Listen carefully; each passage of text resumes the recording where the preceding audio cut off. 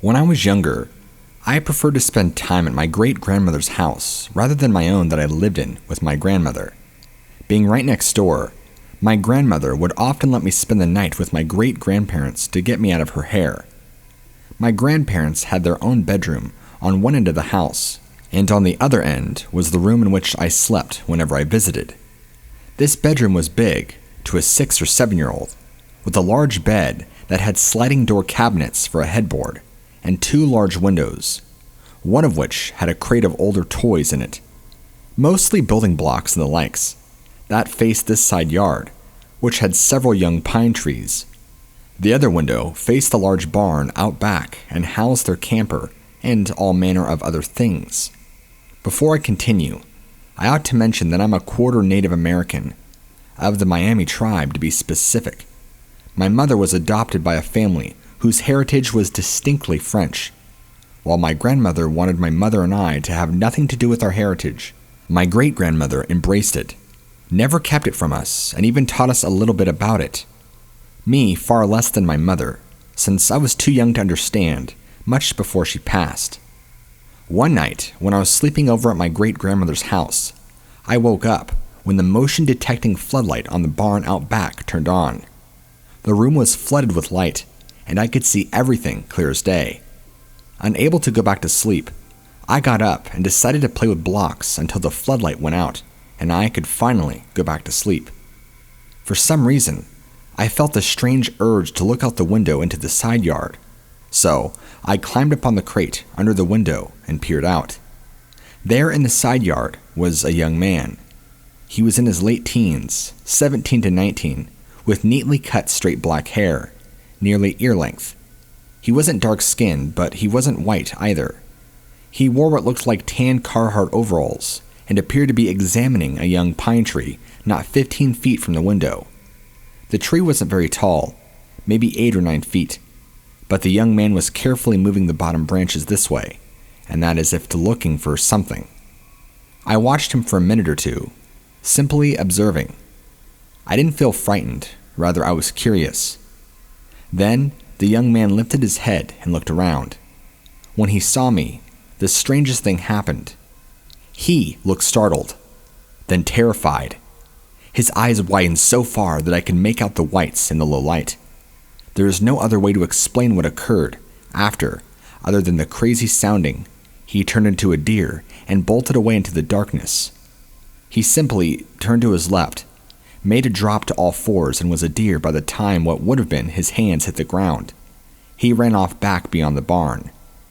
I don't remember the conversation I had with my great-grandmother about it in the morning, only that she seemed upset and was tight-lipped, and that she and my great-grandfather went out to look at the tree later in the day. They didn't find anything, and my grandmother didn't want to hear about it, so I shrugged it off. Years later, I would learn what skinwalkers are. I would think back to this young man, and how he could have been native, how his coveralls could have been deerskin. I would also think about my experience and it didn't line up with other skinwalker encounters. I didn't feel any fear. I didn't notice a stench. No one called my name. Also, the young man seemed to be afraid of me. Then again, I suppose if I was looking for something and I saw a small child staring at me out a window, I'd be a little freaked out too. As time went on, I had, for the most part, convinced myself that I had just happened to witness a teen boy hunting illegally on our property, and my startling him startled the deer he was after, and my child brain just processed it strangely. That is, until I decided to bring up the concept of skinwalkers with my mother. I had told her that I could have possibly seen one when I was a child if my memory could be trusted. When she said, "Oh, so you saw the Birdman too, huh?" My belief that I misremembered a teen boy hunting had shattered. She wouldn't say much about it when I seemed confused, simply stating, "Oh, there was an old bald man who would dance around on the roof with his belt made of feathers, and when I would go out there to yell at him for being so loud, he'd smile at me and fly off as a bird." That house was on land that was tribal before the family. I was adopted and moved into the area several generations ago. Artifacts coming to the surface every other time the big field behind my childhood home was plowed.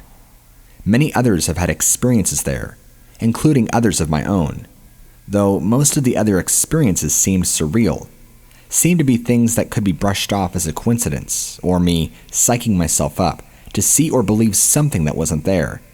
But that young man who turned into a deer sticks with me, and has led me to be distrusting of deer, and not just because they're a road hazard.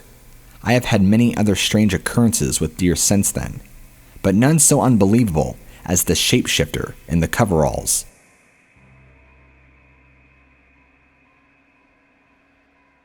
I'm a 24-year-old male, living in the Philippines. This is not even my story, but my dad's. It happened when I was a year old, and my mother was pregnant with my younger sister.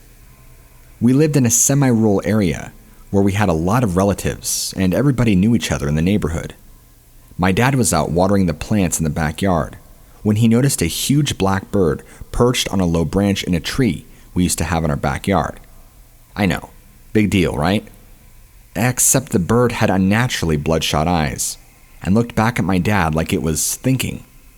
My father, a bit unsettled, thought nothing more of it as he resumed his work and went inside afterwards.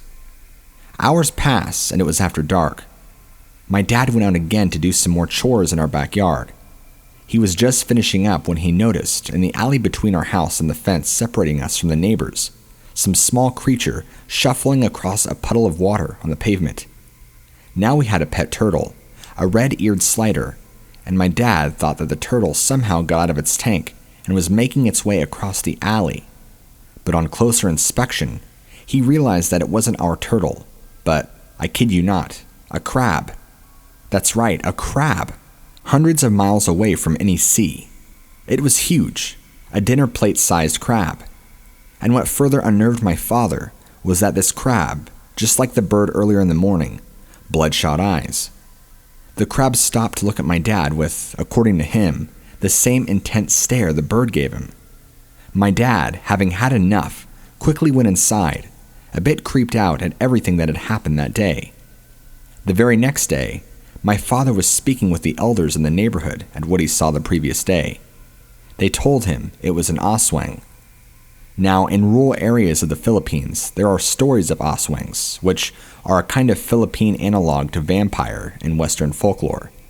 They are said to be shapeshifters who enjoy feasting on human and animal entrails, but a favorite delicacy of Oswings are unborn fetuses.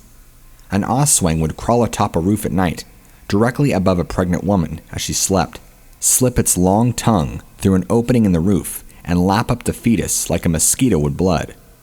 As it happened, my mother was pregnant with my sister. One old man claimed he knew the Oswing that paid a visit to our home.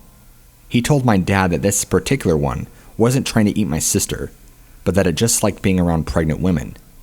Like my mom because it was intoxicating to all Oswings. Doesn't make it less creepy though, and I'm glad that that Oswing was not one of the malevolent ones. It was an interesting story though. I should pay more visits to my dad to hear more stories from him.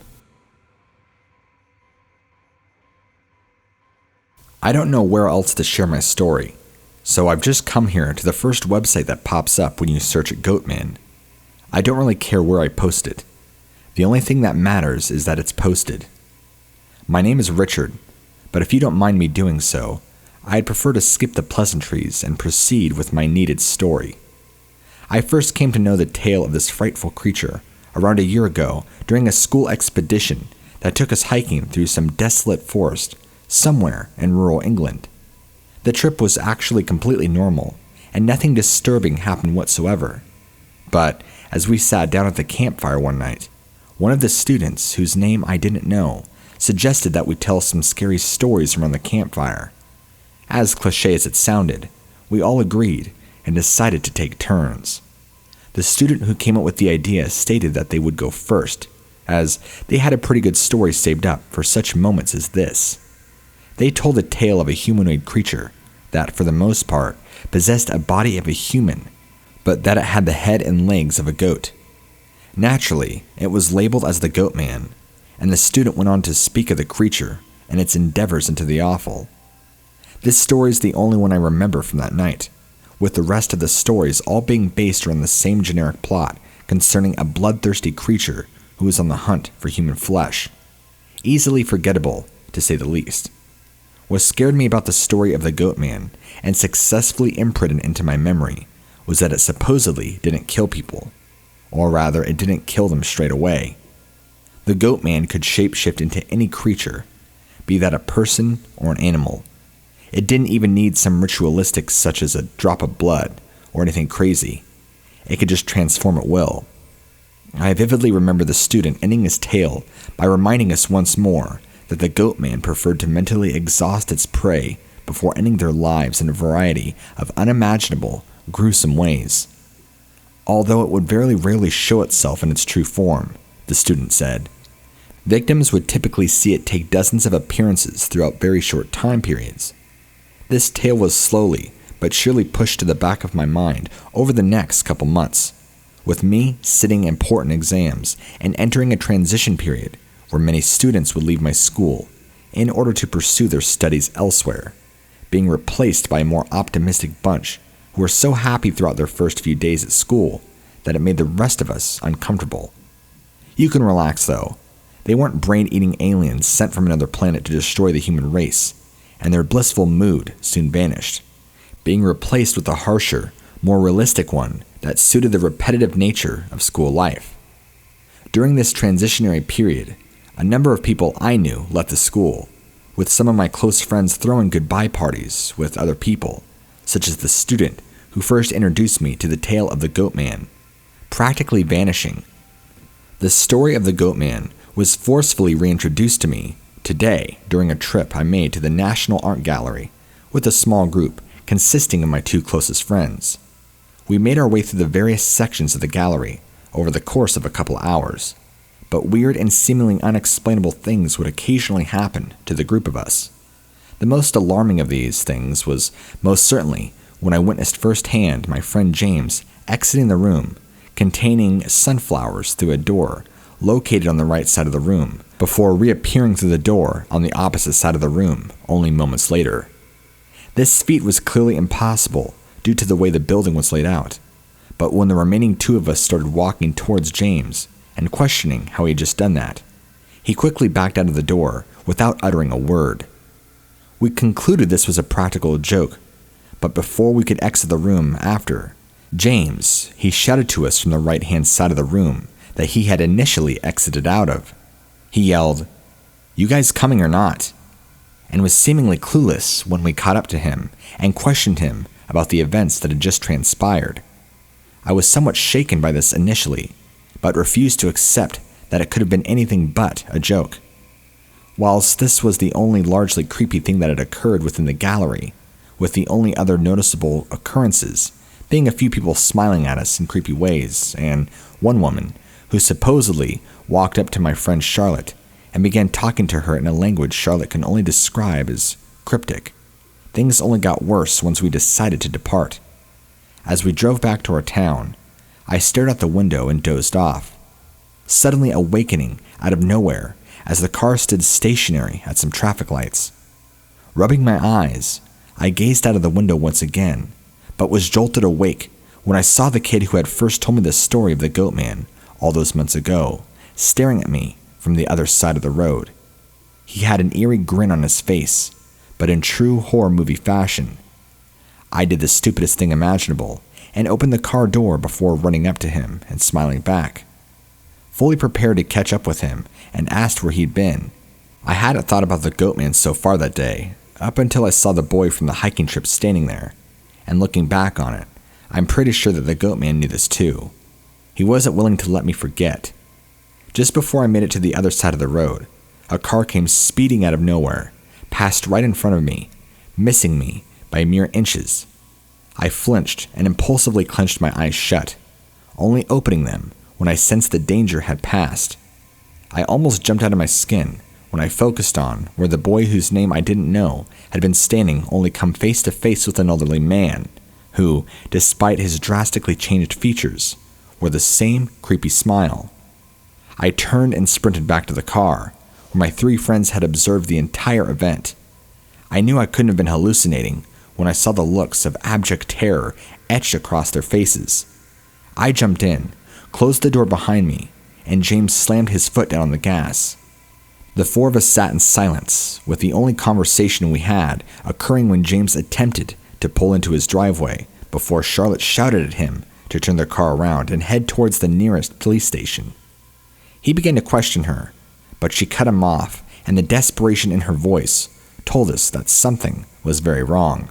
James kept his eyes on the road as he drove towards the station, and Charlotte looked out the window as she sat next to him, occasionally catching my gaze as she glanced back in my direction, a look of unwavering concern overshadowing her usually calm demeanor. We eventually reached the police station, and I got out of the car. We reached the door to the station before Charlotte grabbed me and twisted me around, forcing me to look back at the car. I caught a glimpse of a figure dragging its leg behind it as it shuffled off in the other direction, features indistinguishable in the cover of the night. "What?" I asked her as I observed the figure, somewhat rationally assuming it was somebody departing from the police station after having been interviewed regarding an injury for their leg. "Richard," she whispered to me, voice evidently close to giving out and with tears in her eyes. "That thing, it was in the car with us. Did you somehow not notice it? There were 3 of us in the car when you arrived and began to leave the gallery. But a while after you got back, I caught sight of it. It was sitting next to you in the back. I was watching it from the wing mirror in the car, and it just sat there, smiling at you for the entire journey with this horrible, indiscernible smile." Her voice trailed off as she finished her sentence, and I was left more terrified than I'd ever been in my entire life. There was no way I couldn't go an entire hour-long car journey without noticing somebody sitting next to me. It was impossible, and I knew it. Yet it had happened. My feet gave out from the sheer panic I was experiencing, and I collapsed to the floor with an audible thud. Now, my eyes were filling up with tears too, but I swear I saw the silhouette in the distance turn around to look at me one final time before shuffling off into the night. The police heard us out, but took no action, as all we really had to talk about was a couple of people smiling at us creepily and an account of somebody slipping into our car, having been noticed by the person who sat in the passenger seat in front, and yet somehow evading the sight of James and myself, despite supposedly staring at me for the entire journey. I explained to them the story of my hiking trip and of the Goatman, but it was met with raised eyebrows despite my pleading and protesting. By this point, I would have started questioning my own sanity had I not been sitting next to 2 others who had shared this horrific experience with me. Eventually, the police said they'd come and visit each of our houses the following morning for more information after we had slept, and that we should call them if anything else out of the ordinary happened. They escorted each of us home, and we decided to reconvey the following day at James's house in order to try and piece together what had happened over the course of the day. I was the last to be dropped off, and the officer who was driving the squad car told me that they'd keep a unit on standby throughout the night, and then it would be dispatched to my address immediately should I dial the emergency services. He flashed me a smile as he rolled up the window of his car, and I froze momentarily before shrugging it off. I was able to muster a faint laugh as I looked at my predicament, with me now being so paranoid that I was coming within inches of a heart attack whenever somebody did so much as smile in my direction. However, my fears were very reasonable, and maybe, just maybe, I was correct to have been scared by his smile. I dare not look back as I made the long walk up my driveway and into my house, being so sure to lock and bolt the door behind me before searching the entire house for any open windows. Every window in the house was closed, but that didn't stop me from locking them too. I tried sleeping in my room with the lights on, but I found that my mind refused to rest, instead desired to wander. I came up with endless explanations, but there was one so terrifying that I was forced to get out of my bed and roam around the house, keeping any suspicious movement going on outside. Perhaps it should have been obvious to me earlier, but I'd had so much going through my head that I'd only just come to the realization that I'd never seen the boy who told me about the Goatman and appeared to be on my side of the road, anywhere apart from on that hiking trip. Desperate to be proven incorrect, I grabbed my yearbook and began frantically tearing out the pages. Minutes later, I was a sobbing mess, having gone through the entire yearbook, but not found a single person resembling him. Now it was clear to me. The Goatman himself was the one who had told me the tale of the Goatman, and the boy he was capable of shapeshifting into must have been a past victim, or something along those lines, seeing as I'd never seen him in my life before or after the night where he first told us the story. At least, that was the case, up until today. As I'm writing this, I'm sitting at the table in my living room. I have all the doors locked and windows bolted, with a piece of furniture propped up against each one to prevent anyone or anything from entering. I also have the radio on loud to drown out all the sounds emanating from upstairs, those being the occasional creaking of the floorboards and other noises which I cannot identify. To be fair, I do live in a very old house, so perhaps those sounds can be rationalized. I have my mobile next to me, just one tap away from calling the police. It's 8 p.m., and that means my parents should get home from their evening out in around 2 hours. I'll just sit tight until then, staring out the window into my garden. Thankfully, nothing can get into my house without walking up the drive and passing through the well-lit front garden first, so I'll be able to call the police immediately if anything or anyone who I don't recognize starts approaching. My dog is lying flat on the floor a couple of meters from me, staring up at me with a vacant expression. I think it can sense fear. Nothing can get into my house without making an awful amount of noise. I know that now. I will have time to flee and call the police on my mobile before anything bad happens to me. You see, there's just one problem that I blatantly ignored during my overanalysis of the situation. My parents took our dog with them on their trip. Whatever is currently lying meters away from me on the kitchen floor knows it cannot possibly be my dog, and as it begins to convulse, I fear it's realized that I've just come to the same conclusion.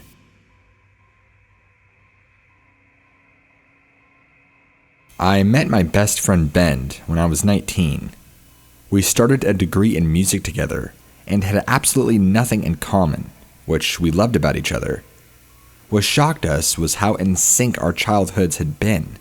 From being born 2 weeks apart to the age of 12, we shared a lot of experiences even though we never met. I remember Ben telling me about a VHS he used to have with cartoons on it, saying how obscure it was and how I'd love it. I replied that I knew exactly which VHS he was referring to and also still had a copy of it.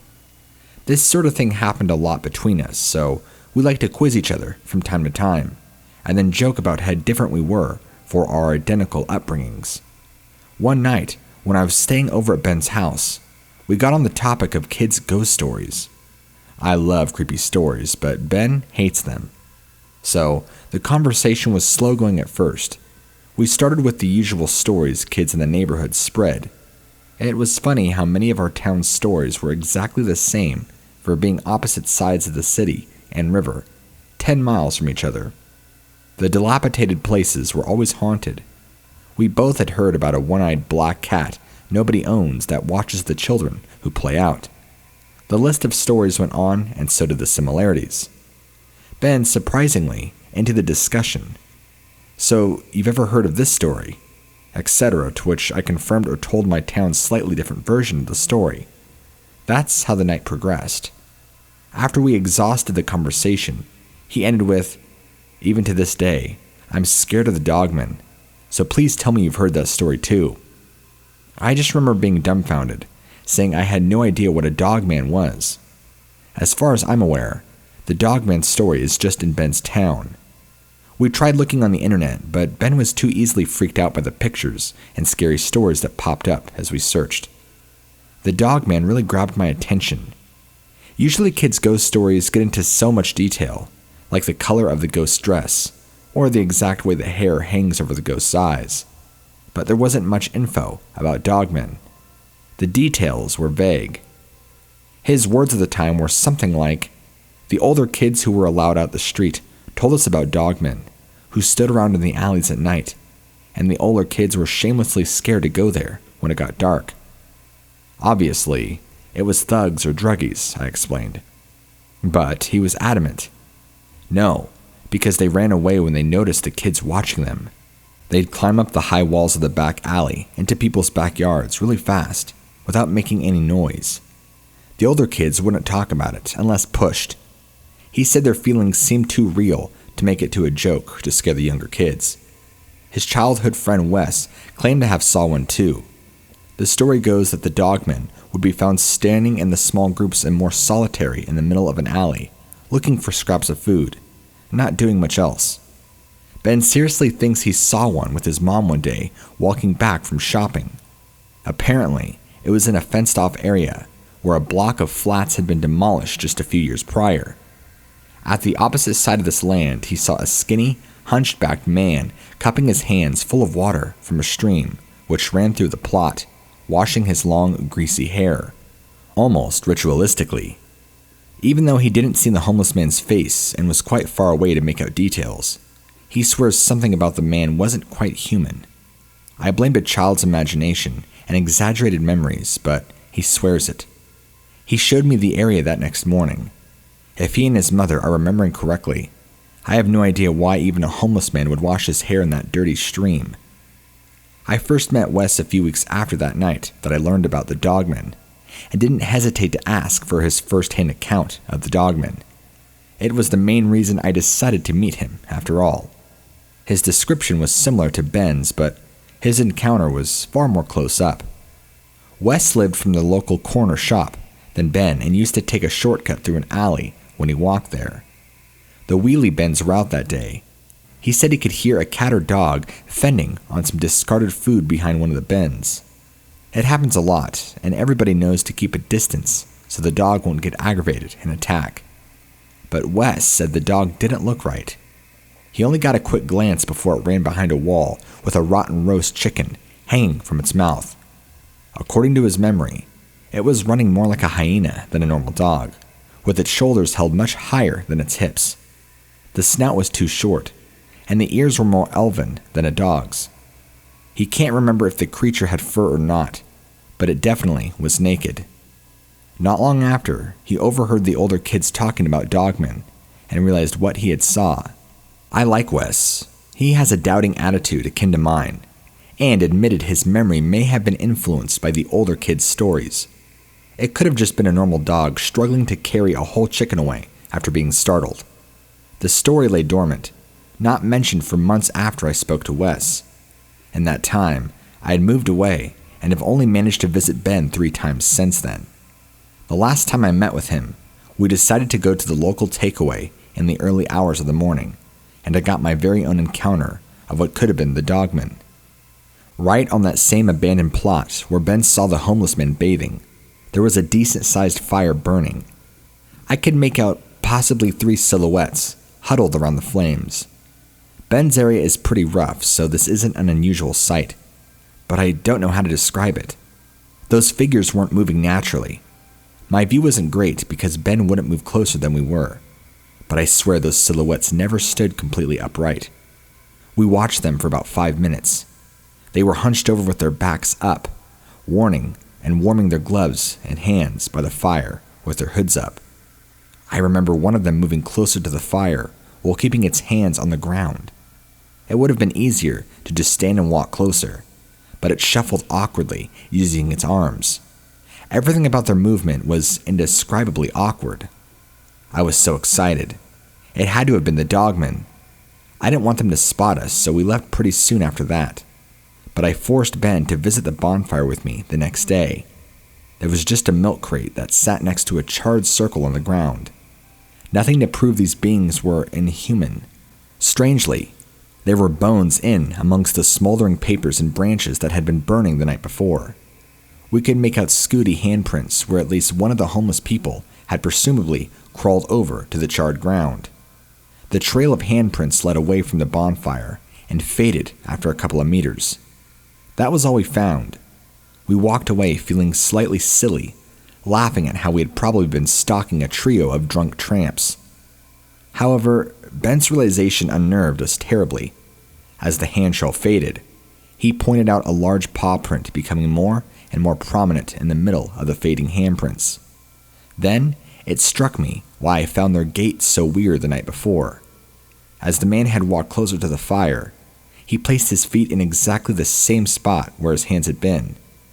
We stared in shock, not sure what to make of the trail. Then the yelps and growls of the dogs fighting came from a bush uncomfortably close to us. I'm not ashamed to say we ran away crapping ourselves. Maybe it was just a pack of dogs. We didn't care to look, and I'm never going back there to find out.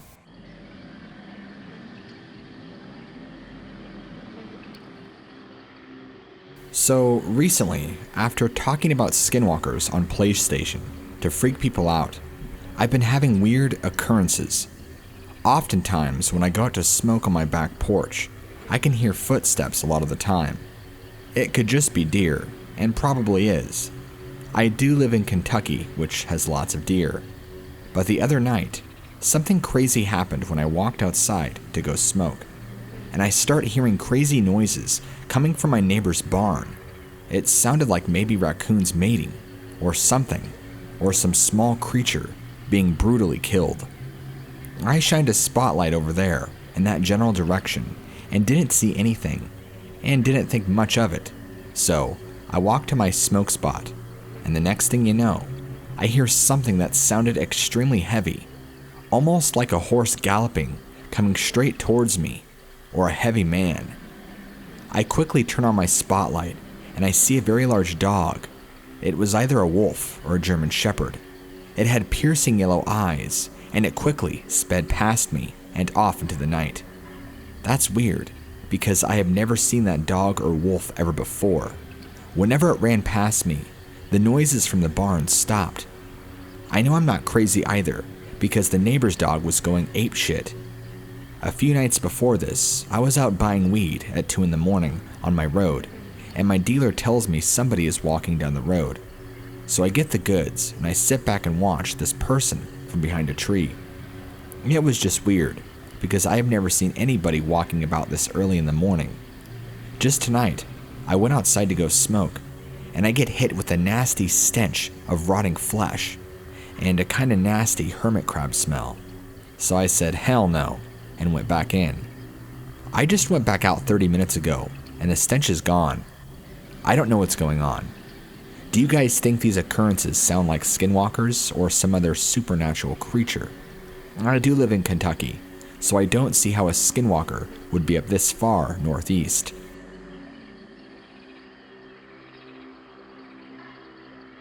So, I have a forest behind my house where a lot of weird things happen. Things such as seeing things running from behind trees. They are usually taller than I am, and I am 6 foot, and pale white in appearance, are also very fast. The forest is around 1 kilometer behind my house through a field. When I am out there, I hear weird noises such as what sounds like a person trying to sound like a big bird, even when it is the middle of winter or in the middle of the field walking back from the forest with no birds around or overhead, as it was a blizzard. Other things have happened that are kind of unexplainable, such as perfect triangles dug in the snow with no tracks leading to or from them, and all of a sudden, I will get a powerful fight or flight response. However, recently seems to have moved from the forest to my house, and one night, when I was about to fall asleep at what side of my window, which opens to the roof, I heard grunting and scratching noises on the roof. I got the same fight or flight response and jumped up to close the window. When I started to close, I heard scratching noises running towards the window, but managed to close it in time before it got there. When I hear taps and scratches such as that oftentimes afterwards, there are large amounts of time that go by without being able to account for them. For example, 20 minutes feels like 2 hours, or 2 hours feels like 20 minutes. I have investigated the area around my house and have found no reason for there to be tapping noises of any kind. Any advice or suggestions, or am I just being paranoid? First, I'd like to say that I never saw anything, and only heard something. It happened over 2 years ago. Not sure exactly when, but I think it was in February. Maybe on Valentine's Day. I was riding a bike down this road. No sidewalks unless you're in the city where I live. And I was about to get to this bridge where there's this lake pond thing. There was this house to my left. There were multiple houses on both sides of the road it was on, and around the area were more houses in rows, similar in spacing to a suburb. But there were some woods behind the houses, and further behind them was even more woods. As I was writing, I heard what sounded like a mix of maybe a cow and a woman screaming. It didn't sound like a moo scream thing exactly. I don't know why, but something about the way it sounded made me think of a cow. Although, thinking about it now, I don't really know what made me think it sounded like a cow. It was definitely animal-like, mixed with a woman's scream though. While I was writing, it only sounded like a scream. I'm not sure how I had heard it with my wind in my ears, but I had stopped to listen. Normally, I would just keep to myself and not try to save anybody. For some reason, I felt like I needed help if somebody was in trouble. I waited to see if I heard anything, and I heard the weird sounding scream this time. Once, a little bit later again, it sounded like it was roughly from the backyard area of that house or in the woods area behind it. I decided I was going to stay there a bit longer and go check it out. If I heard another scream or stop a car, if one came, and asked them to come with me or call the police since I didn't have service with the phone that was with me. It was probably 3 to 4 a.m., maybe. Super dark, so I definitely didn't want to go and help anyone, especially since if anything at all, I had a pocket knife. I didn't hear another scream. I am doubtful about it being a skinwalker. I imagine it would have tried to lure me, or more than just that. Maybe say something else, if possible. Not sure of the limitations of their voice mimicking. And it also wasn't super loud either, in comparison to where it was originating from. The two screams sounded similar, but they weren't loud enough for me to say for sure. At the time, writing at night was beautiful and relaxing. Although if I knew about skinwalkers then, I probably wouldn't have went out that night alone like that. I live in the southern area of the U.S. Not sure if there's anything to be worried about living out here, or what the statistics or chances of encountering a skinwalker is. Just wondering what people's thoughts were, and if anyone agrees it probably wasn't a skinwalker. Although I don't really know what it could have been. If I did suspect it, it was a skinwalker in the situation. I would have definitely noped out of there though. Hello, my name is Caden. I am from a Navajo branch and a firm believer in skinwalkers. This is the story of how I saw a skinwalker. I was 10. I was staying with my sister, my friend, and her family during the summer. We were in Leavenworth, Washington. We drove to see her cousins. They had a huge house. It was up in the mountains and was like a log cabin. It had a large back property and even a creek with a river. I was always introverted, so I was outside while most people were inside. They had a small hanging bench about 5 feet away from the creek, and I was sitting there, lost in thought. My friend's uncle was working in their chicken coop, about 100 yards away. I snapped out of my thoughts when I heard my name being called. Her uncle didn't know my name. She never introduced us, but she said he was her uncle. He wasn't biological. He was married, her mom's sister, so my friend isn't a native. He is. His son is. I heard my name, called and looked up. I saw what I thought was a buck in the woods staring at me. Why is it staring at me? I thought. I waved at it for my own entertainment, but felt chills when it smiled at me. Its teeth were rotted and human-like. As I looked into its eyes, a foul stench filled the air. The thing had glowing eyes. It smelled like pot and decaying body. It stood on its hind legs. It had to be at least 8 feet tall. It had flesh missing in some places missing fur. My name was called again. I noticed that it came from the direction of the thing. I took a step forwards and was now about 75 yards from me. It took another step forward, and it screamed. Her uncle had a hunting rifle hanging up in his shed, which was next to the coop. He grabbed it and ran over to me. I looked at him as he looked at it. He raised the gun and shot. The thing ran off, and he asked if I knew what that was. I asked if it was a buck, and he said no. It's a skinwalker. They are dangerous and can harm you. Do not ever go near one. If you see one again, understand? He asked, and I nodded, and we walked back. Do not speak of this, he said before returning to the coop. About 30 minutes later, we left. I swear, on the dark, empty road back to her house, I saw the same glowing eyes staring back at me.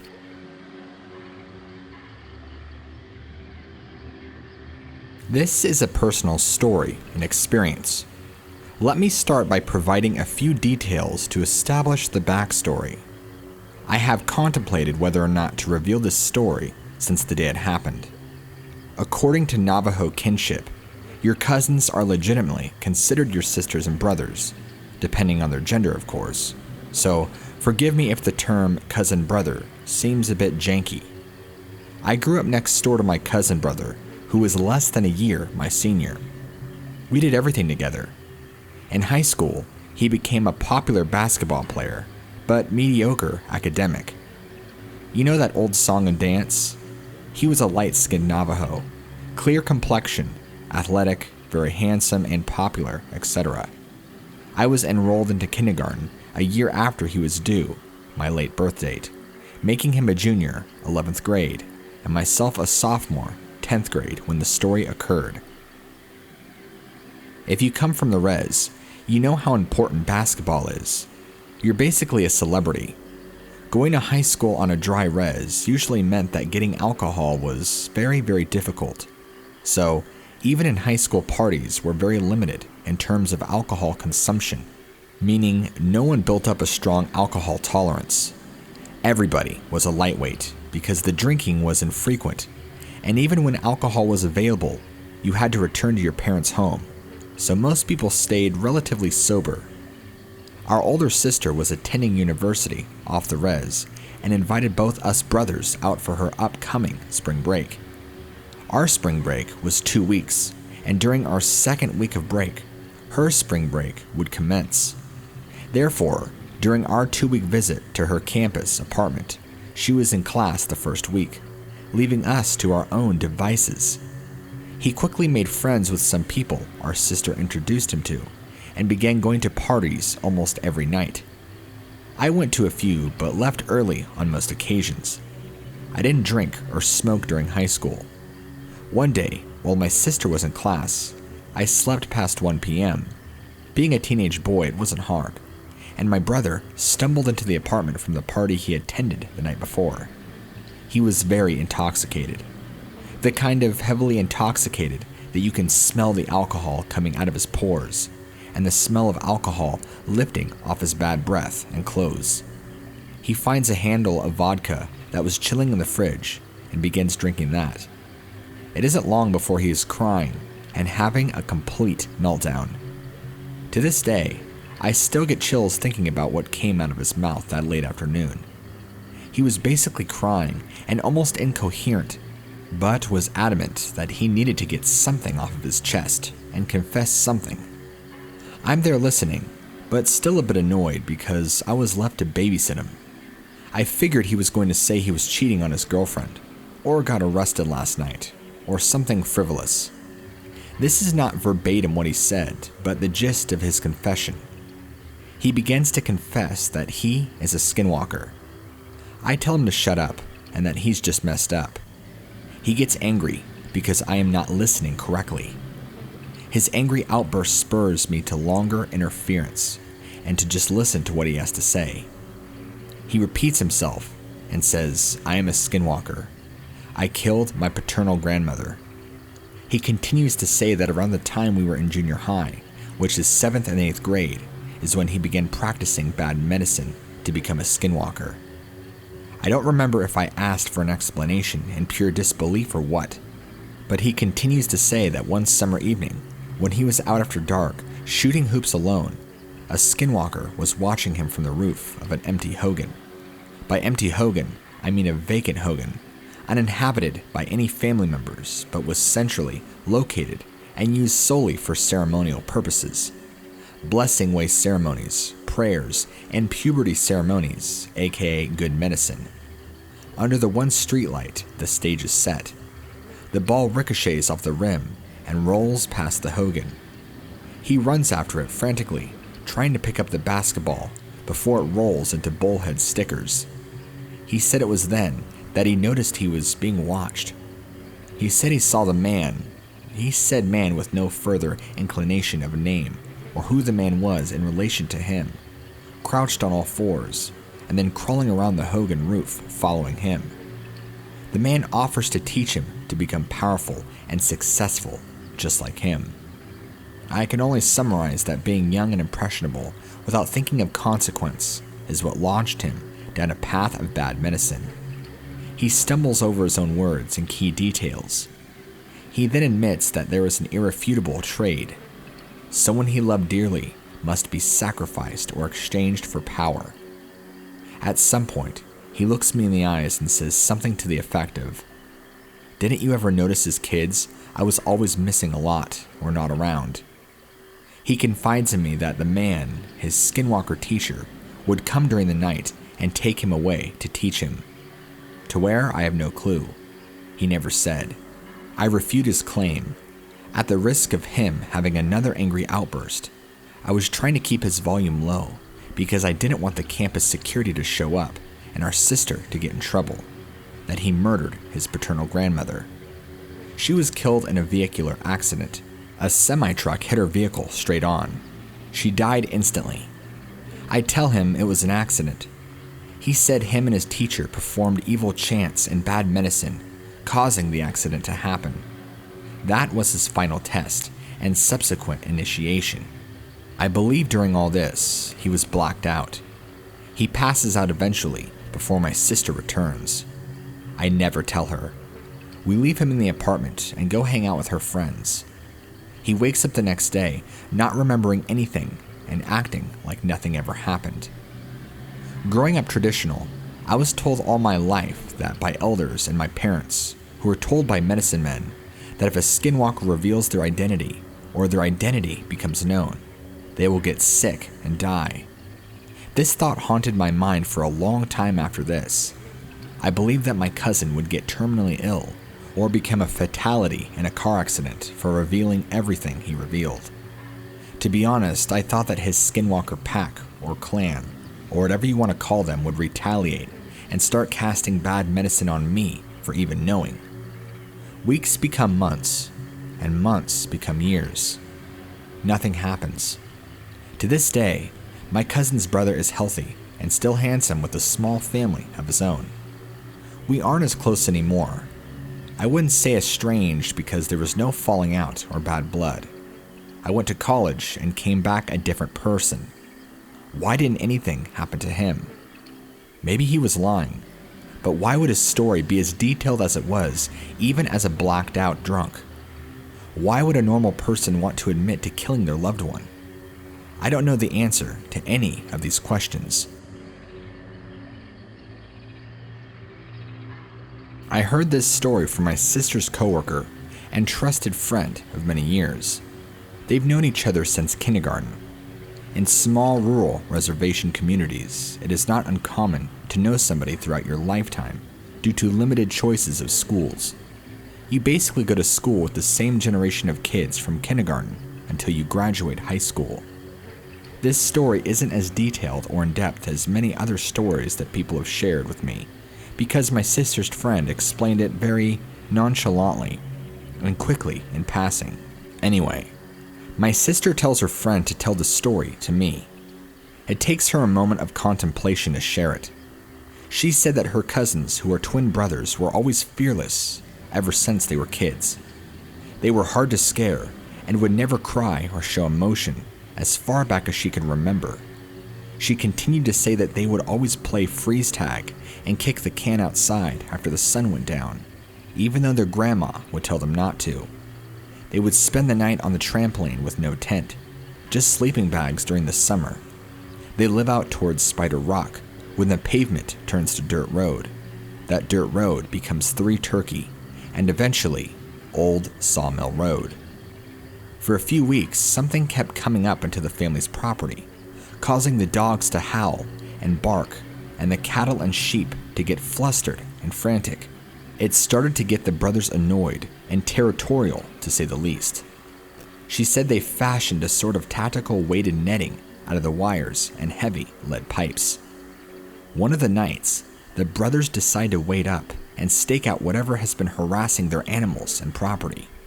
She said they prepare themselves by taking bitter herb medicine and rubbing black ash from a ceremony fire on the top of their heads.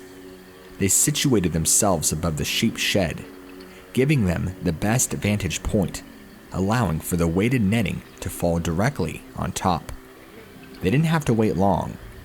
Near the property line, hopping like a frog out of a cedar tree and sagebrush, came the Skinwalker with a thud, thud, thud in the soft dirt.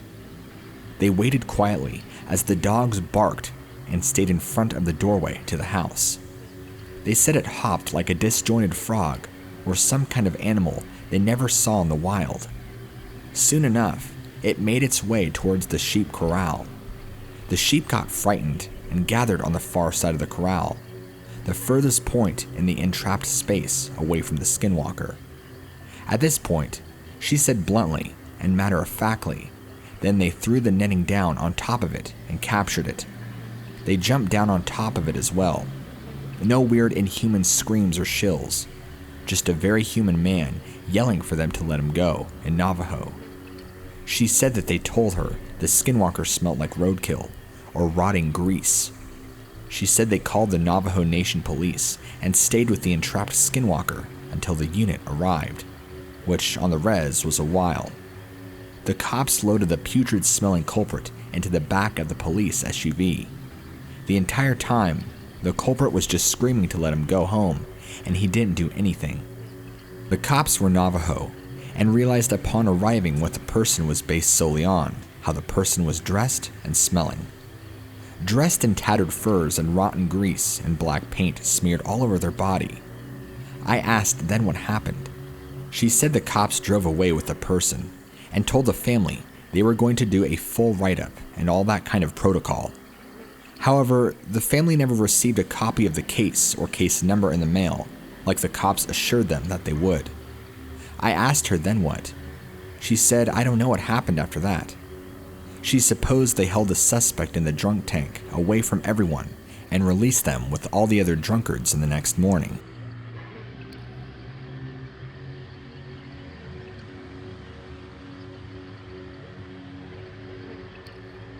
I can't exactly say I've always been a believer in skinwalkers. My dad used to talk about them and how he believed in them, but I always thought it was silly. Tonight, that changed, however. I snuck out of my house to go out on a walk. It was about 2 a.m., and my parents didn't know. It was mildly peaceful. I'm not very much afraid of the dark, so I don't get anxious from these walks. It's windy tonight, so there were a lot of loud noises. I got far from my house where there is a large stretch of woods. It's an area where we don't usually see deer because it's close to a highway. It's southern Maryland, so it's usually foxes and birds at best. I inspected the woods and had the most terrifying and blood-curdling fear when I saw what I can really only describe as a skinny, disfigured silhouette with antlers, but not like a big deer. They were small. It stood tall and is unlike anything I've ever seen. I can't even comprehend what I've seen. I don't know if it could have been real. Within 10 seconds of seeing, I took off running and I couldn't think of anything else to do. I ran fast, not looking back. I was so terrified. I ran through my neighbor's yard to get home faster. I don't know how to feel about it. I don't know if I'm overreacting and I just saw a deer or something, but I don't know if I can sleep. I'm constantly looking outside and now terrified.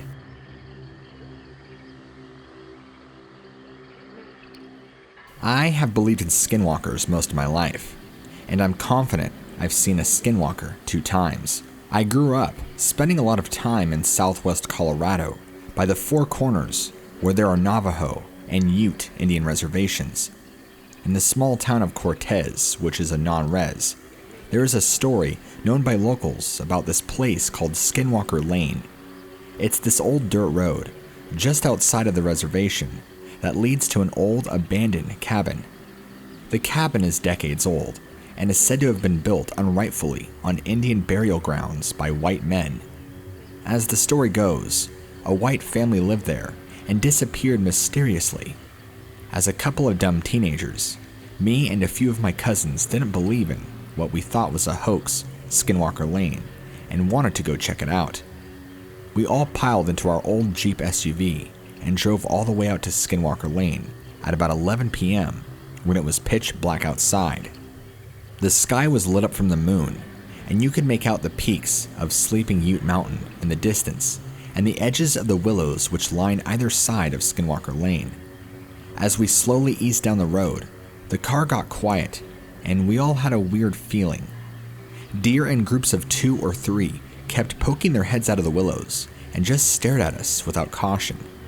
I thought this was especially weird because deer are usually jumpy creatures. After about 1.5 miles of this road, we finally get to this clearing which opened up to a big field. At the other end of the field, you could see the old cabin. At this point, we were creeped out and reluctantly continued across the lightly used road until we were about 150 feet from the cabin.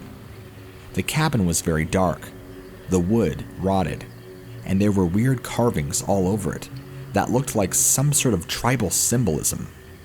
We decided to just sit and look at it for a while to see if anything happened. We were too scared to walk up to it. Out of nowhere, this shrill, skin-peeling howl came out of nowhere. It was a long howl, but by the time it had ended, it changed and sounded more like a man screaming. From the left side, something on 2 feet ran heavy-footed behind the cabin. But on the other side came out an enormous coyote that looked similar to a wolf in size. The coyote just stood and stared us down, eyes glowing a deep blood red. We were so freaked out and drove out of there immediately. I will always believe in skinwalkers after that night.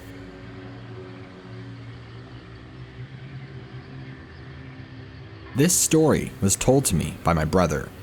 It occurred during the early 2000s. Smartphones had not yet been invented, only shitty flip phones with sketchy cellular service. My brother was an electrician, a journeyman. He was employed in a smaller border town called Gallup, New Mexico. Gallup is situated on the cusp of the Navajo Nation res, in the area called the Checkerboard area, due to the fact that there are designated plots of land that are considered a part of the res, and the next plot of land is not, like a checkerboard. There is large population of multiple tribes in area, such as Navajo, Pueblo, etc. One night, my brother and one of his coworkers, who was Chinese American, were the only 2 employees on call, in case of emergencies. A power line goes down or something catastrophic happens like that in the middle of nowhere, outside of Gallup, towards the Continental Divide. He receives the call in the early morning hours, shortly after 1 a.m. The coworker had recently become a father of a newborn, but desperately needed the hours. My brother calls him, and they agree to meet up at the company's stockyard. My brother waits about an hour or so. His coworker still hasn't shown. It is strict company protocol to never go on jobs alone, always in pairs or more, due to the hazardous nature of high voltage lines and electricity in general. My brother's coworker calls and tells him that something is wrong with the newborn and he needs to take his wife to the ER, and he'll meet up with him on site. Also, another injunction. They are strictly instructed to show up to the job site in company vehicles, which are equipped with tools required for the job and all that. My brother understands and doesn't want his coworker to be docked pay or written up for the violation of company policy. Against his better judgment, he heads out alone. The job site is quite literally in the middle of nowhere. The power lines spanning across the vast desert with red rock mesas in the far distance. In the daylight, at least. At nighttime, it is pitch black New Mexican desert. Only dirt roads and no houses or streetlights for miles. None could be seen along the entire horizon. He waits as long as he cares to wait for his coworker. He figures he'll assess the damage on his own, and by the time his coworker shows up, he'll have a solution. He suits up and begins crawling the tall wooden pole. The company truck is parked facing towards the pole.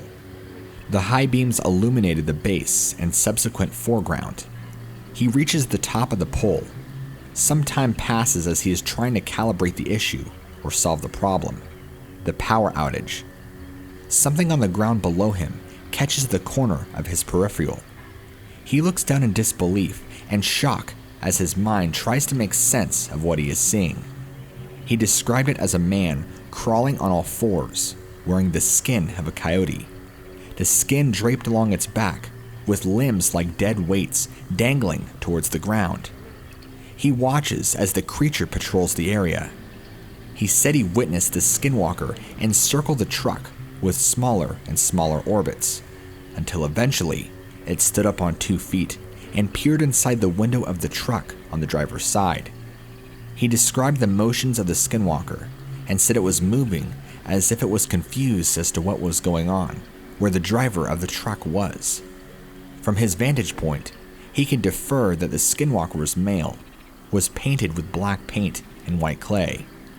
Then, on the horizon, he saw headlights. His coworker was en route. The Skinwalker also noticed this, not figuring out that he was up on the power line pole. As his partner approached closer, the Skinwalker ran off into the dark on all fours. The rest of the trouble call was uneventful in regards to the Skinwalker.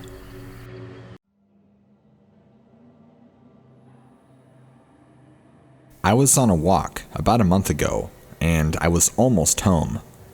I saw something that looked like a white golden brown husky with bright blue eyes, but something felt really off about it. Its face seemed longer than a regular dog's. Its color was also kind of off for a husky. I don't really remember much about its body because of how freaked out I got. I wasn't exactly sure what to do, so I tried to act like I didn't feel anything was off. I accidentally made eye contact with it and stopped walking, and for some reason, I'm not sure. I felt too afraid to move. It was about 10 feet away, and it walked up to me and then past me. We maintained eye contact even as it walked past me, until I heard somebody else on the street, and when I looked back at the thing, it was running away like a deer. I don't really see many deer anymore, but that's the only way I can describe how it moved, just like that one scene from Bambi, like prancing away almost. I would have thought I just had seen a regular coyote, if not for the coloring, the almost human-like eye contact, and the awful feeling I got when I saw it. Does anyone else know if I saw a Skinwalker or not? Does anyone know what I saw? What did I see that day? I've been asking myself that question for a while now. Honestly, just thinking of retelling this story makes me scared. I can't remember exactly what year it was. Maybe 2014 or 2015. I lived near a forested area out by Glenpool, Oklahoma. Between my house and my step-grandparents' house is the forested area. It's a bit of a walk, but not that bad. So, one day, my mom was at my step-grandparents', and I was leaving their house to head back to my house, so of course I went to the forested area. I always liked going through there, but it was filled with birds singing, and besides the constant traffic, it was peaceful. But something changed. The birds didn't sing, the wind didn't blow, and there was silence. I couldn't even hear the traffic at this time, and that's when it happened. My mother was calling my name, but I was so confused. Her voice came from deeper into the woods, away from both houses. So I looked around, and just like that, she called me again, and again, and I followed for only a couple of minutes, until all of a sudden, my entire body started going, "Get out of there now." And I turned to walk back to my house, and right when I did, the second I turned to look, I saw a black figure staring down at me from a hill. It was in the shade, and I didn't stop to ask what it was. Oh no. I hauled ass out of there, back to the step GPS, and I ran to my mom, instantly telling her what had happened. She didn't believe me. You were just imagining it. So I thought she was right. Maybe I was, but then I got curious and asked why she was calling my name from the houses. She wasn't, and I know my mom's voice. That was her exact voice. I let it go, and soon after we moved elsewhere. I don't know how this happened, but the thing followed me, because after my cousin left the house and I was in bed trying to sleep, right outside of my window, I heard my cousin's voice. But this wasn't like the woods. It was right by my head, since the window is right above where I sleep. It was a name my cousins call me, and that's what was said outside my window. But it was wrong. It was all garbled up like a bad recording, and my entire body froze up in fear, and it kept going. But I ignored it and ended up passing out. To this day, I haven't had any more problems. Well, that I know of. But it wasn't what I saw the figure. It wasn't the voices. It was this feeling of dread that I was going to die if I didn't get out of there. It's, well, easily the most scared that I've ever been. I traveled all around Utah, maybe 11 months ago, and I've been really into the stories since then, but won't speak of them out loud. My fiancé will speak of them out loud. He came inside tonight and tells me that he thinks he's seen a you-know-what, and that we need to stop listening to those stories at nighttime. We heard the dogs bolt down the stairs, so he hops up to go outside. We've got a Rhodesian ridge back that hops the fence at his leisure, and a blue heeler who alerts us to everything on the property, very vocally. Our two dogs run into, well, not two, but right into the fence and don't bark, which is incredibly unusual. The gait of the black figure was large and loud. It crossed an acre and a half in about half a second. It sounded wobbly, but like a human or a bipedal gait. It went diagonal across the wood-filled yard next to me, which you can see through the woods when they aren't thick. In other half a second, it was walking like a regular person and had made it up the length of the street and took a left at the four-way. Once it turned there, it had a normal speed. My fiancé came back inside with chills telling me this. It was just dark, not taking on odd shapes, but even in a well-lit spot, it's like the figure sucked in all the light around it. It didn't move like a human, and I've never seen my dogs or fiancé act this way. None of them ever show fear. What could it have been?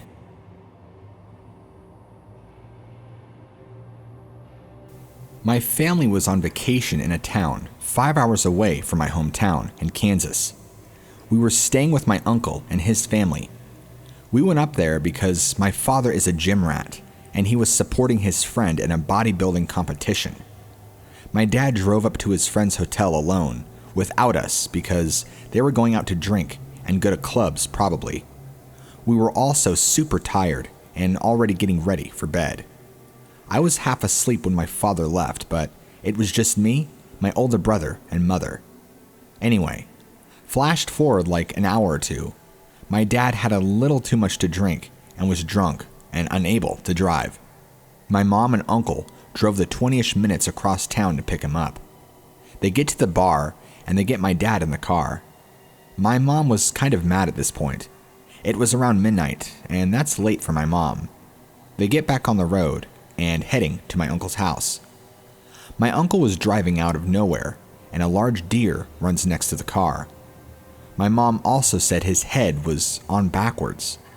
This is Kansas, and we have a lot of deer here because, well, there's a lot of woods around, but this was in a highway in a large city.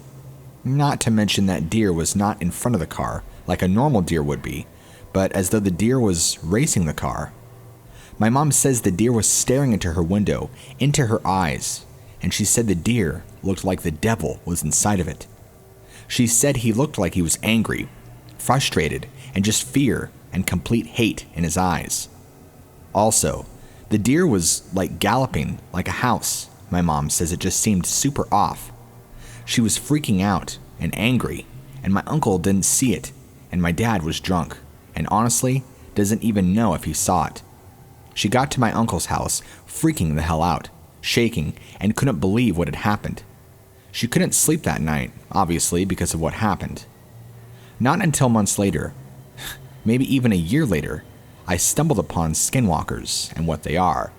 It terrified me, and then I realized my mom had an experience with a skinwalker. I told my mom, and she got goosebumps. She knew what they were, but I connected the dots when I brought up the deer. This was a few nights ago, and I can't stop thinking about it. I just brought it up and she shivered, and the experience makes her even scared to think about. My dad is very skeptical and doesn't believe her, but I, on the other hand, 100% do.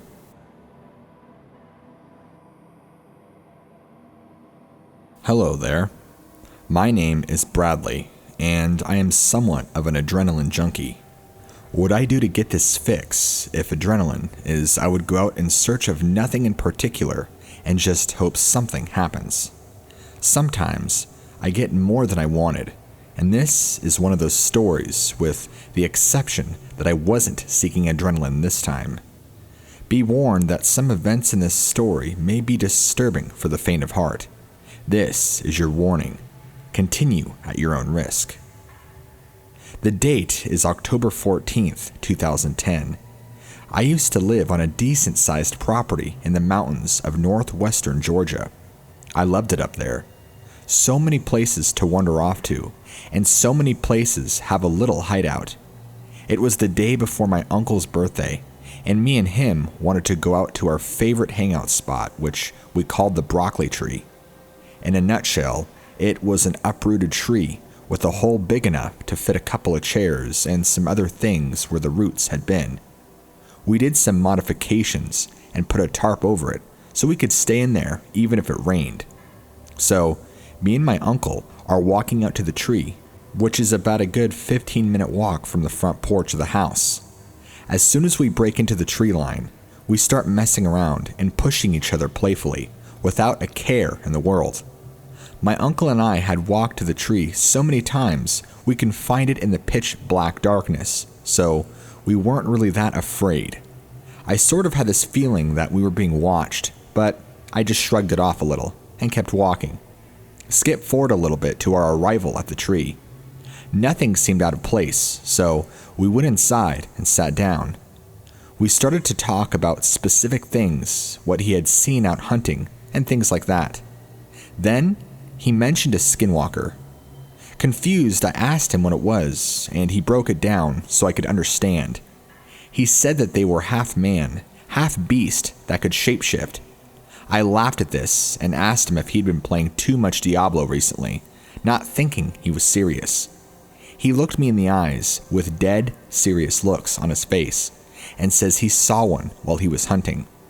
My excitement immediately turned to fear as I remembered that I felt something was watching us on the way to the tree. I told him I had a feeling we were being watched, and he said that he had felt it too.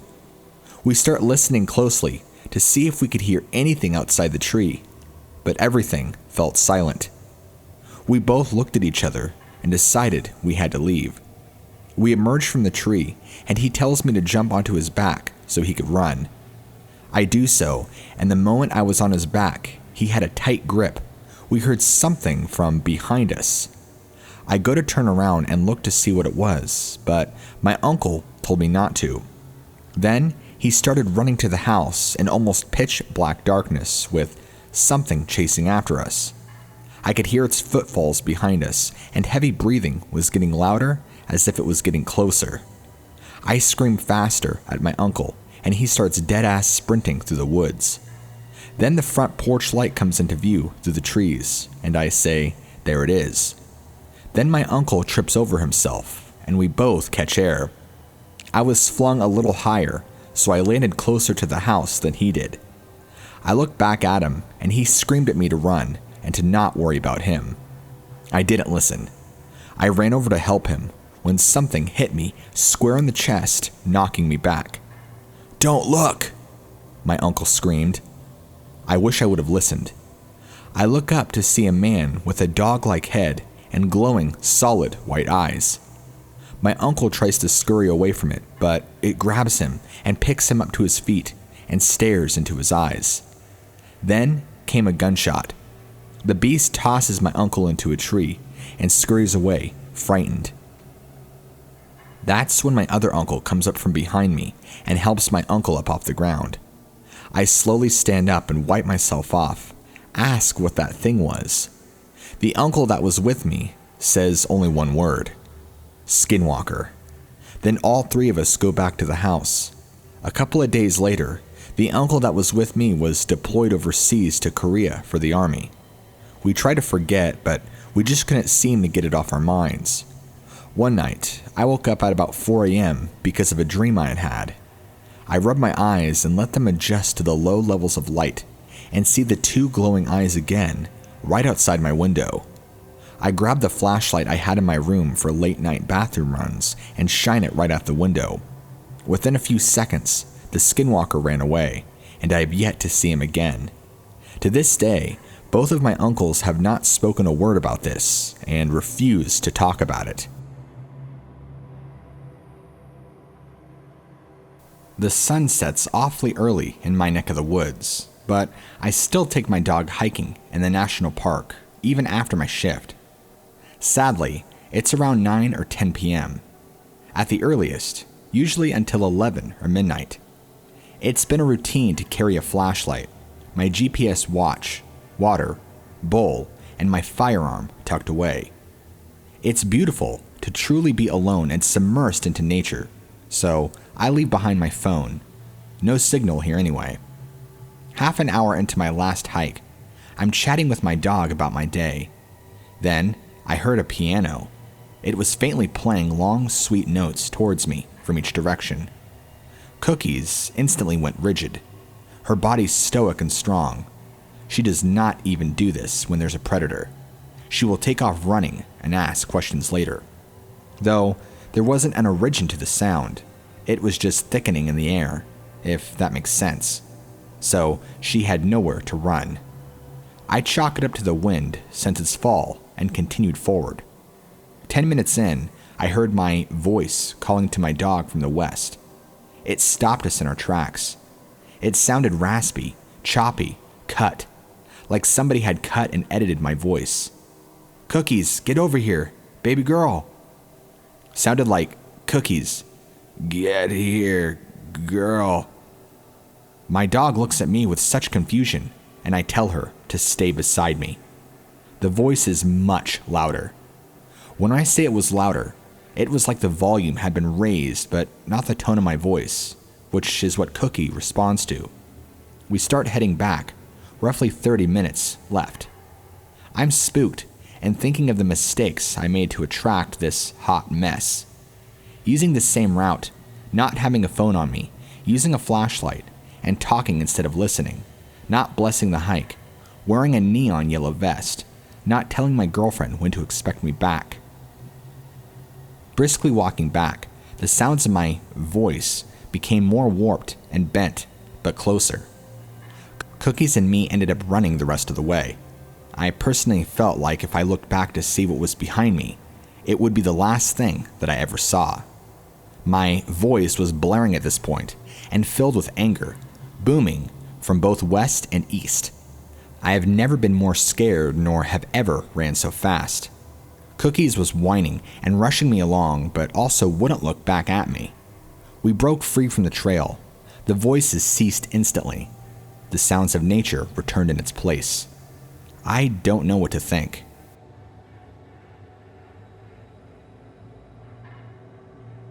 This was almost a decade ago, and only can remember so much of it given how short of an encounter it was.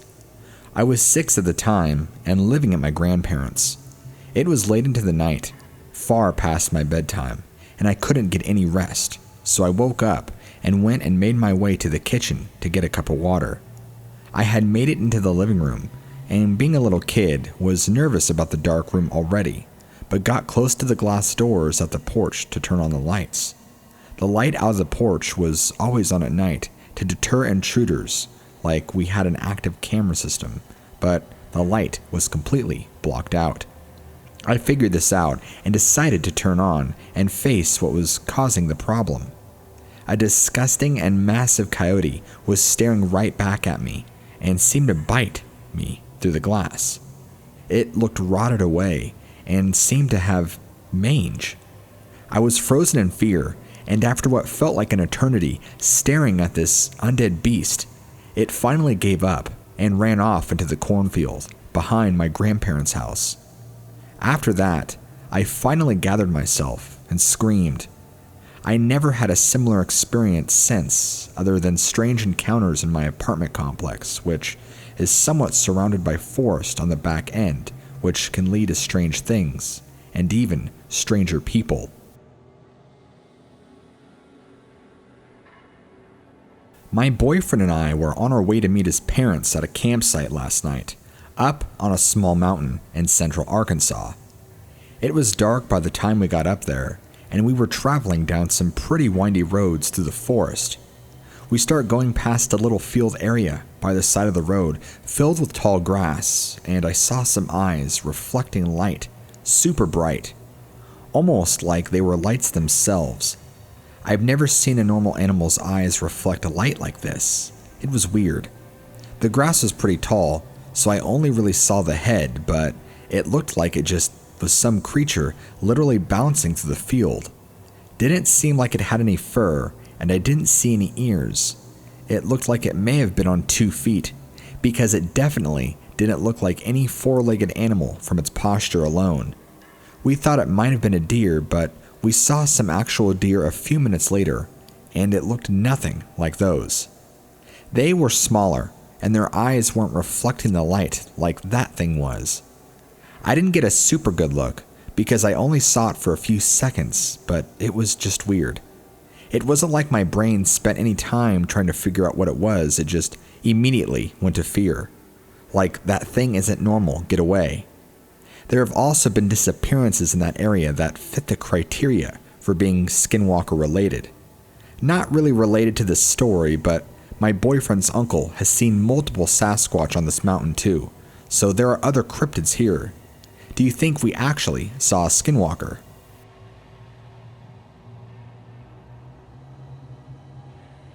My sister and I take our 5 kids on road trips every year, all over the country. This year, in early June, we decided to stay a little closer to her home and drove 6 hours to Fort Davis, Texas. West Texas, by the way. We stayed at a campsite in the state park there in Davis Mountains. The camping sites are broken into groups that branch off the main road. We were the only people in this loop, except for the camp hosts, and they were across the street and 2 or 3 campsites over. Our site was big and surrounded by bushes, and it sat on a small creek. The first night we were there, a big thunderstorm moved in at about bedtime. We had a large tent, and then a small one-person tent for the boys to share. My nephew and my son, ages 8 and 9, were going to sleep in the smaller tent, while the rest of us were in the big one. Once the storm really got going, my nephew became scared and came into the big tent. I didn't want my son to be alone, so I grabbed my pillow and went into the small tent with him. It stopped raining, and we fell asleep. I woke up sometime later. I really have no idea what time it was. I am a pretty light sleeper, so I don't know if I even had heard something. Then, I started to hear a really weird sound, about a foot from the tent on the right side. I can only describe it as what a huge bug with wings, like something the size of my hand, would sound like if it were hitting plastic. Basically, a really loud fluttering noise. But it didn't make sense. It was the middle of the night, and I knew nothing was touching my tent. Then, right underneath this sound came what sounded like an animal-like exhale. Really jagged and almost growling noise. Not human, and from something big. Kinda sounded like the clicker sound from The Last of Us. The sound was about maybe knee level, but both sounds started to travel in front of my tent, toward the creek, no more than a foot away from my tent. There was never an inhale, just a long exhale. Could have been an inhale. Either way, there was no break, and it never changed. Then at the last second, as it's about to pass, I hear feet under it. They sounded like they were coming from heavy work boots of a grown man. After it passed, I got a huge whiff of musky odor, like you get from a wild animal. I was so scared that I couldn't move and had to make myself breathe. I have never felt that kind of fear before, and didn't understand what I had just experienced. The next day, there were no tracks, even though there was a lot of mud around the cars and down by the creek.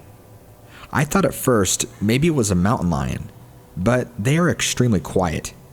My sister spoke with the ranger, and they said it was jaggling around down the creek. This was not a pig, okay? There were 2 distinct footsteps underneath it, not 4 little hooves. None of these sounds make any sense together, and I have never heard anything like that breathing or that fluttering sound. Not to mention how big the footsteps sounded for how long the breathing was. If you have any ideas, please share them. Most people think I am making it up or I am exaggerating, but if anything, I am not emphasizing it enough. This was primal terror. I was literally frozen with fear and couldn't feel my body anymore. I have never felt so naive or stupid for being in the wilderness like that before. I want to know what it was. I talked about this experience yesterday and was directed to Skinwalkers. Let me know what you think. I am not native and this was not on a res, but I have seen and felt spirits more than a few times, especially when I am somewhere new.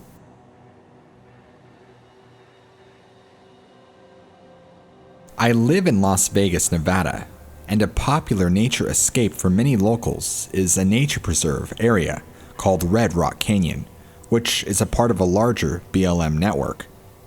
This preserve is made of multiple hiking areas and a couple off-road trails for 4x4 vehicles.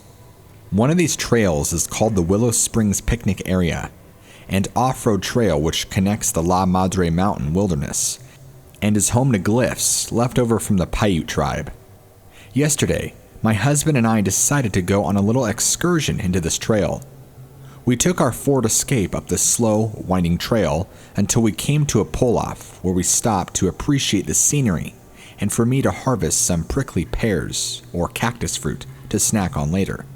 About then, a couple jogging or hiking gear with no camping equipment and no supplies or even water power walked up the rough, rocky dirt road. Something was off about this couple. When I nodded to greet them and gave them a simple, "Howdy," they cut me a look of cold aggression and anger, and then in exact unison, they nodded back as though they were copying exactly what I had just done with them. And by in unison, I mean they did it as though they were one person controlling 2 bodies. A few moments later, we pulled up ahead, fully expecting to have passed them on the trail. This trail is meant more for vehicles than people, and if you are going to hike it, you are probably going to find that it is slow going. However, we never ran into them again. It was as if they vanished into thin air. Later, we turned around because it was getting late and we didn't have camping gear, and it felt like something was watching us. When we get back to the parking lot, my husband decided to take some photos, and in several pictures, there were these red eyes peering back at us from the cliffs. Furthermore, this is not the first time we felt like we were being watched on that trail.